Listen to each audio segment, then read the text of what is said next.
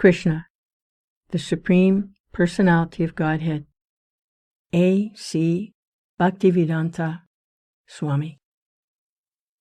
Introduction. Krishna, Krishna, Krishna, Krishna, Krishna, Krishna, Krishna, Hey. Krishna, Krishna, Krishna, Krishna, Krishna, Krishna, Krishna, Hey. Krishna, Krishna, Krishna, Krishna, Krishna, Krishna, Rakshamam. Krishna, Krishna, Krishna, Krishna, Krishna, Krishna, Pahimam. Rama Raghava, Rama Raghava, Rama Raghava, Rakshamam. Krishna Keshava, Krishna Keshava, Krishna Keshava, Pahimam. While attempting to write this book, Krishna, let me first offer my respectful obeisances unto my spiritual master. Om Vishnupad 108 Shri Srimad Bhakti Siddhanta Saraswati Goswami Maharaj Prabhupada. Then let me offer my respectful obeisances to the Ocean of Mercy, Lord Sri Krishna Chaitanya Mahaprabhu. He is the Supreme Personality of Godhead, Krishna himself, appearing in the role of a devotee, just to distribute the highest principles of devotional service. Lord Chaitanya began his preaching from the country known as GODHEAD, West Bengal.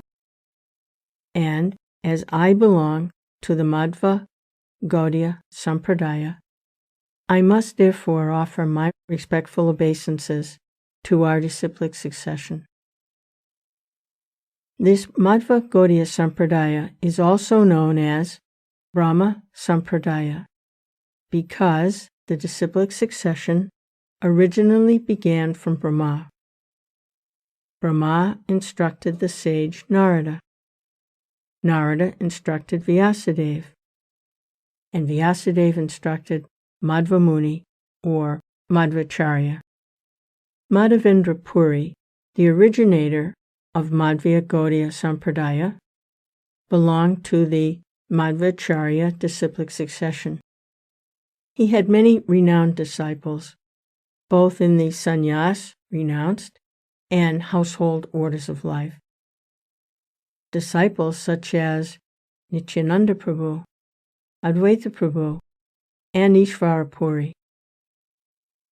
Ishvara Puri happened to be the spiritual master of Lord Chaitanya Mahaprabhu. So, let us offer our respectful obeisances to Ishvara Puri, Nityananda Prabhu, Shri Advaita Acharya Prabhu, Srivas Pandit, and Sri Gadadhar Pandit. Next, let us offer our respectful obeisances to Swarup Damodar, who acted as the private secretary to Lord Chaitanya Mahaprabhu. And let us offer our respectful obeisances to Sri Vasudev Dutt and the constant attendant of Lord Chaitanya, Sri Govinda, and the constant friend of Lord Chaitanya, Mukunda, and also to Murari Gupta. And let us offer our respectful obeisances to the 6 Goswamis of Vrindavan, Sri Rupa Goswami, Sri Sanatan Goswami, Sri Raghunath Bhatt Goswami, Sri Gopal Bhatt Goswami, Sri Jiva Goswami, and Sri Raghunath Das Goswami. Krishna himself has explained in the Bhagavad Gita that he is the Supreme Personality of Godhead. Wherever there are discrepancies in the regulative principles of man's religious life and a prominence of irreligious activities, he appears on this earthly planet.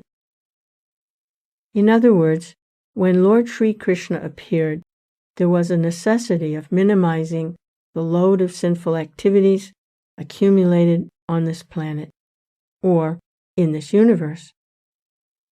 For affairs of the material creation, Lord Mahavishnu, the plenary portion of Krishna, is in charge. When the Lord descends, the incarnation emanates from Vishnu. Mahavishnu is the original cause of material creation, and from him, Garbhodakshayi Vishnu expands, and then Kshirodakshayi Vishnu. Generally, all the incarnations appearing within this material universe are plenary expansions from Kshirodakshayi Vishnu. Therefore, the business of minimizing the overload of sinful activities on this earth does not belong to the Supreme Personality of Godhead, Krishna himself. But when Krishna appears, all the Vishnu expansions also join with him. Krishna's different expansions, namely Narayana, the quadruple expansion of Vasudeva, Sankarshan, Pradyumna, and Aniruddha, as well as the partial plenary expansion of Matsya, or the incarnation of fish, and other Yuga avatars, incarnations for the millennium, and the Manvantar avatars, the incarnations of Manus, all combine together and appear with the body of Krishna, the Supreme Personality of Godhead. Krishna is the complete whole, and all plenary expansions and incarnations always live with him. When Krishna appeared, Lord Vishnu was also with him. Krishna actually appears to demonstrate his Vrindavan pastimes and to attract the fortunate conditioned souls and invite them back home, back to Godhead. The killing of the demons was simultaneous to his Vrindavan activities and was carried out only by the Vishnu portion of Krishna. In the Bhagavad Gita, 8th chapter, 20th verse, it is stated that there is another eternal nature, the spiritual sky, which is transcendental to this manifested and non-manifested matter. The manifested world can be seen in the form of many stars and planetary systems, such as the sun, moon, etc. But beyond this, there is a non-manifested portion which is not approachable to anyone in this body. And beyond that non-manifested matter, there is the spiritual kingdom. That kingdom is described in the Bhagavad Gita as supreme and eternal. It is never annihilated. This material nature is subjected to repeated creation and annihilation.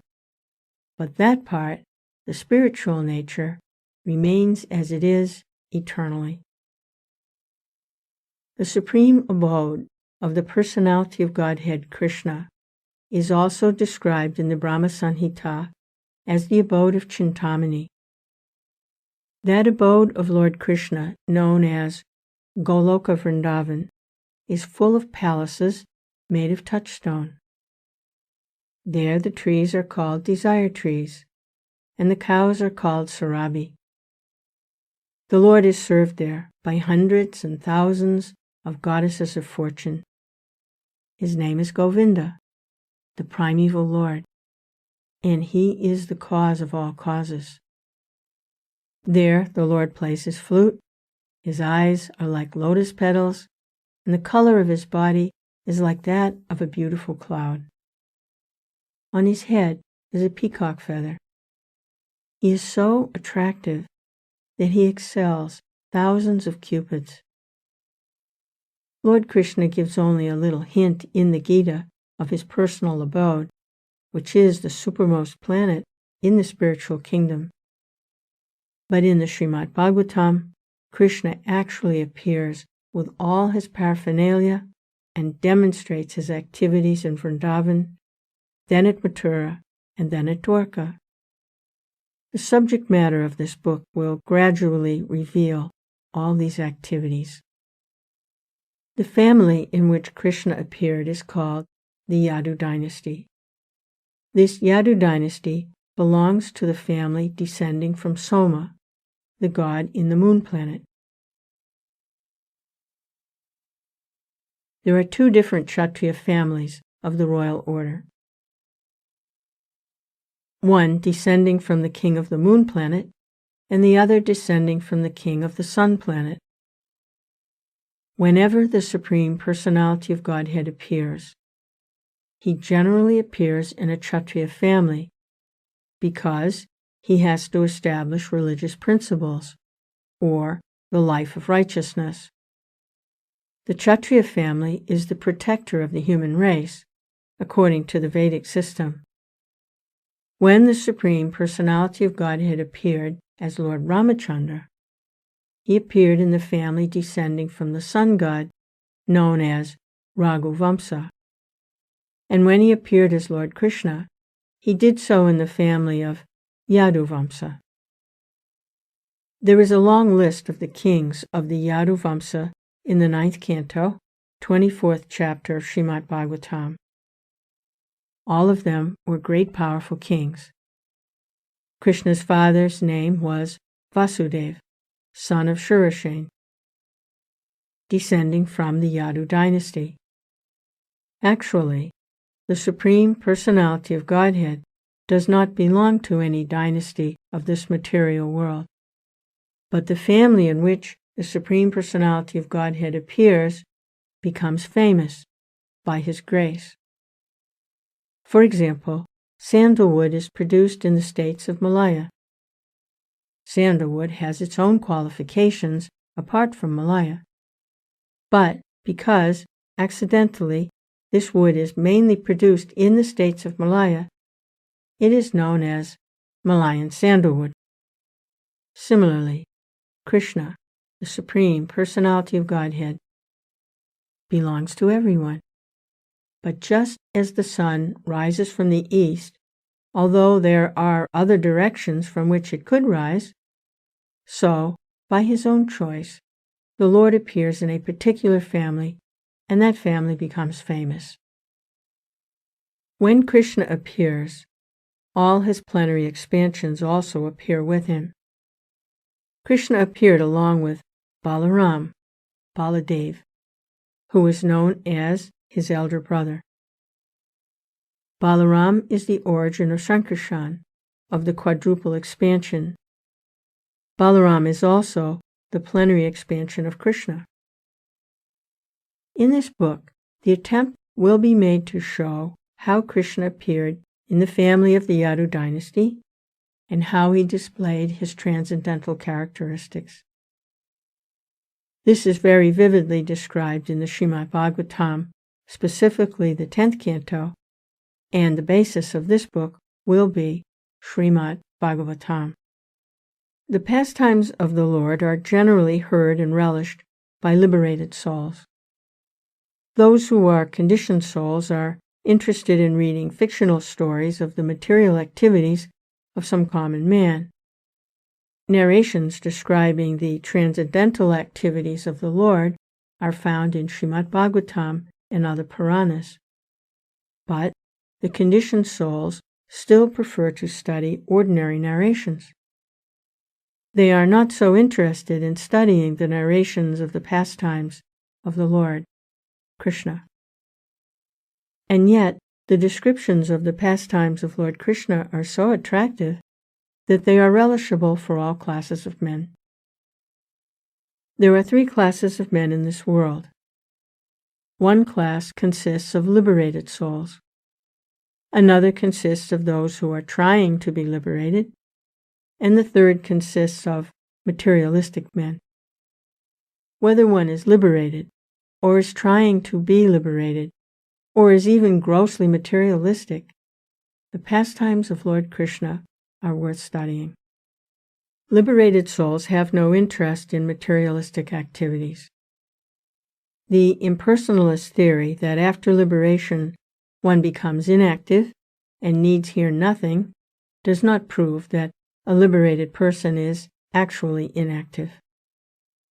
A living soul cannot be inactive. He is either active in the conditioned state or in the liberated state. A diseased person, for example, is also active, but his activities are all painful.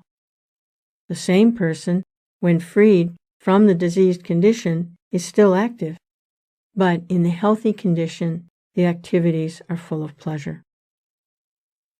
Similarly, the impersonalists manage to get freed from the diseased conditional activities, but they have no information of activities in the healthy condition.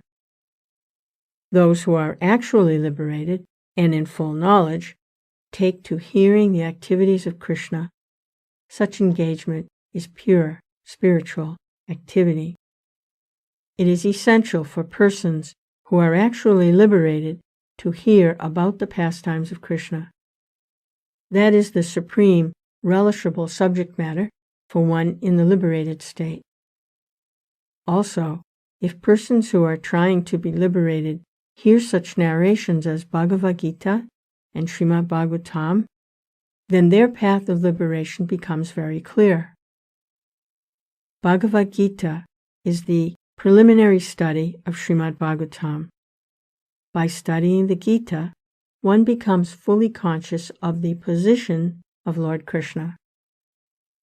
And when he is situated at the lotus feet of Krishna, he understands the narrations of Krishna as described in the Srimad Bhagavatam.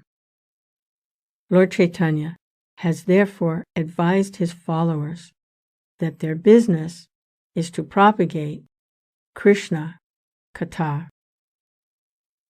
Krishna-katha means narrations about Krishna. There are two Krishna-kathas: narrations spoken by Krishna and narrations spoken about Krishna. Bhagavad Gita is the narration or the philosophy or the science of God spoken by Krishna himself. Srimad Bhagavatam is the narration about the activities and transcendental pastimes of Krishna. Both are Krishna-katha. It is the order of Lord Chaitanya that Krishna-katha should be spread all over the world, because if the conditioned souls suffering under the pangs of material existence take to Krishna-katha, then their path of liberation will be open and clear. The purpose of presenting this book is primarily to induce people to understand Krishna, or Krishna-katha, because thereby they can become freed from material bondage. This Krishna-katha will also be very much appealing to the most materialistic persons, because Krishna's pastimes with the gopis, cowherd girls, are exactly like the loving affairs between young boys and girls within this material world. Actually, the sex feeling found in human society is not unnatural, because this same sex feeling is there in the original personality of Godhead. The pleasure potency is called Srimati Radharani. The attraction of loving affairs on the basis of sex feeling is the original feature of the Supreme Personality of Godhead, and we, the conditioned souls, being part and parcel of the Supreme, have such feelings also, but they are experienced within a perverted, minute condition. Therefore, when those who are after sex life in this material world hear about Krishna's pastimes with the gopis, they will relish transcendental pleasure, although it appears to be materialistic. The advantage will be that they will gradually be elevated to the spiritual platform. In the Bhagavatam it is stated that if one hears the pastimes of Lord Krishna with the gopis, from authorities with submission, then he will be promoted to the platform of transcendental loving service to the Lord, and the material disease of lust within his heart will be completely vanquished. In other words, it will counteract the material sex life. Krishna will be appealing to the liberated souls and to persons who are trying to be liberated, as well as to the gross, conditioned materialist. According to the statement of Maharaja Pariksit, who heard about Krishna from Sukadeva Gosvami, Krishna-katha is equally applicable to every human being, in whatever condition of life he is in. Everyone will appreciate it to the highest magnitude. But Maharaja Pariksit also warned that persons who are simply engaged in killing animals and in killing themselves may not be very much attracted to Krishna-katha. In other words, ordinary persons who are following the regulative moral principles of scriptures, no matter in what condition they are found, will certainly be attracted, but not persons who are killing themselves. The exact word used in the Srimad Bhagavatam is pashugna, which means killing animals or killing oneself. Persons who are not self-realized and who are not interested in spiritual realization are killing themselves. They are committing suicide. Because this human form of life is especially meant for self-realization, by neglecting this important part of his activities, one simply wastes his life like the animals. So, he is pashugna. The other meaning of the word refers to those who are actually killing animals. This means persons who are animal eaters, even dog eaters, and they are all engaged in killing animals in so many ways, such as hunting, opening slaughterhouses, etc. Such persons cannot be interested in Krishna-katha. King Pariksit was especially interested in hearing Krishna-katha because he knew that his forefathers, and particularly his grandfather Arjuna, were victorious in the great battle of Kurukshetra only because of Krishna. We may also take this material world as a battlefield of Kurukshetra. Everyone is struggling hard for existence in this battlefield, and at every step there is danger. According to Maharaja Pariksit, the battlefield of Kurukshetra was just like a vast ocean of dangerous animals. His grandfather Arjuna had to fight with such great heroes as Bhishma, Drona, Karna, and many others who were not ordinary fighters. Such warriors have been compared to the Timingila fish in the ocean. The Timingila fish can very easily swallow up big whales. The great fighters on the battlefield of Kurukshetra could swallow many Arjunas very easily. But simply due to Krishna's mercy, Arjuna was able to kill all of them.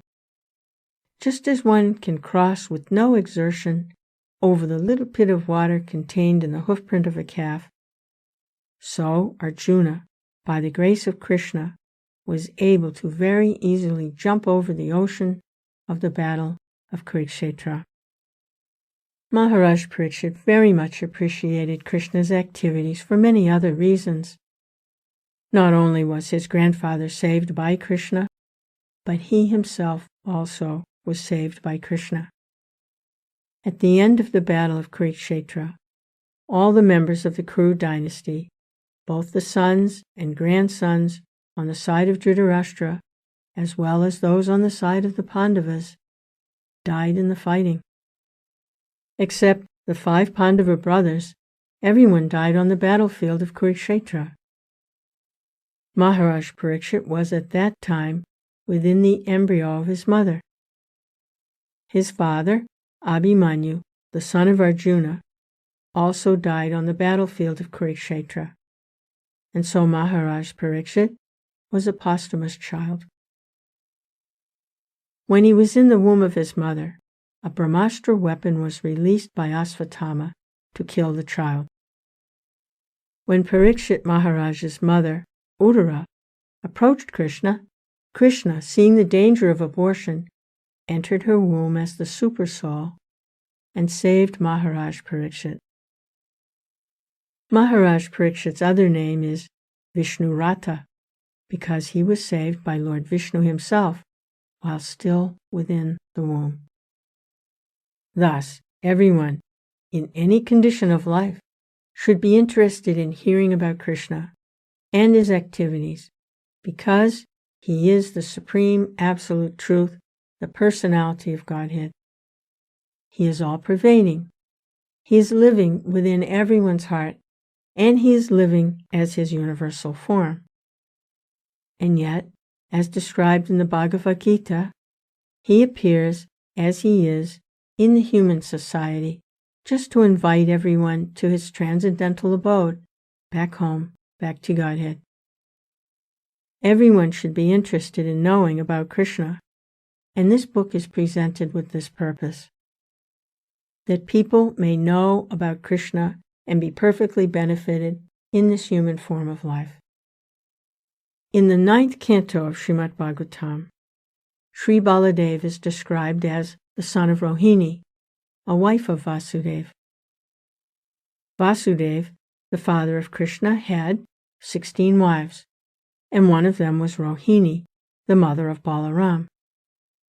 But Balaram is also described as the son of Devaki. So, how could he be the son of both Devaki and Rohini? This was one of the questions put by Maharaja Pariksit to Sukadeva Gosvami, and it will be answered in due course. Maharaja Pariksit also asked Sukadeva Goswami why Krishna, just after his appearance as the son of Vasudeva, was immediately carried to the house of Nanda Maharaj in Vrindavan, Gokula. He also wanted to know what the activities of Lord Krishna were while he was in Vrindavan and while he was in Mathura. Besides that, he was especially inquisitive to know why Krishna killed his maternal uncle Kamsa. Kamsa, being the brother of his mother, was a very intimate superior to Krishna. So how was it that he killed Kamsa? Also, he asked how many years Lord Krishna remained in human society, and how many years he reigned over the kingdom of Dwarka, and how many wives he accepted there. A Kshatriya king is generally accustomed to accept more than one wife. Therefore, Maharaj Pariksit also inquired about his number of wives. The subject matter of this book is Sukadeva Goswami's answering of these and other questions asked by Maharaj Pariksit. The position of Maharaj Pariksit and Sukadeva Goswami is unique. Maharaj Pariksit is the right person to hear about the transcendental pastimes of Krishna, and Sukadeva Goswami is the right person to describe them. If such a fortunate combination is made possible, then Krishna-katha immediately becomes revealed, and people may benefit to the highest possible degree from such a conversation. This narration was presented by Sukadeva Goswami when Maharaj Pariksit was prepared to give up his body, fasting on the bank of the Ganges. In order to assure Sukadeva Goswami that by hearing Krishna-katha he would not feel tired, Maharaj Pariksit expressed himself very frankly.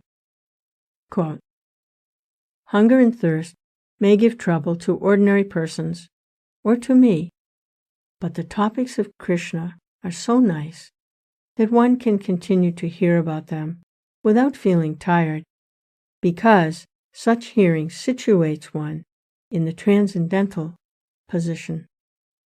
End quote.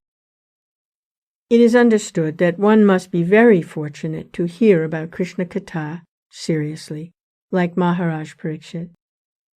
He was especially intent on the subject matter because he was expecting death at any moment. Every one of us should be conscious of death at every moment. This life is not at all assured. At any time one can die. It does not matter whether one is a young man or an old man. So, before death takes place, we must be fully Krishna conscious. At the point of his death, King Pariksit was hearing Srimad Bhagavatam from Sukadeva Goswami. When King Pariksit expressed his untiring desire to hear about Krishna, Sukadeva Goswami was very pleased. Sukadeva was the greatest of all Bhagavat reciters, and thus he began to speak about Krishna's pastimes, which destroy all inauspiciousness in this age of Kali.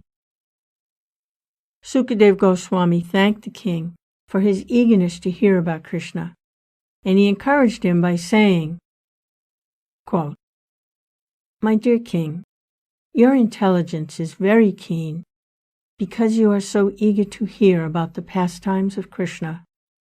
End quote. He informed Maharaja Pariksit that hearing and chanting of the pastimes of Krishna are so auspicious that the process purifies the three varieties of men involved: he who recites the transcendental topics of Krishna, he who hears such topics, and he who inquires about him. These pastimes are just like the Ganges water which flows from the toe of Lord Vishnu. They purify the three worlds, the upper, middle, and lower planetary systems.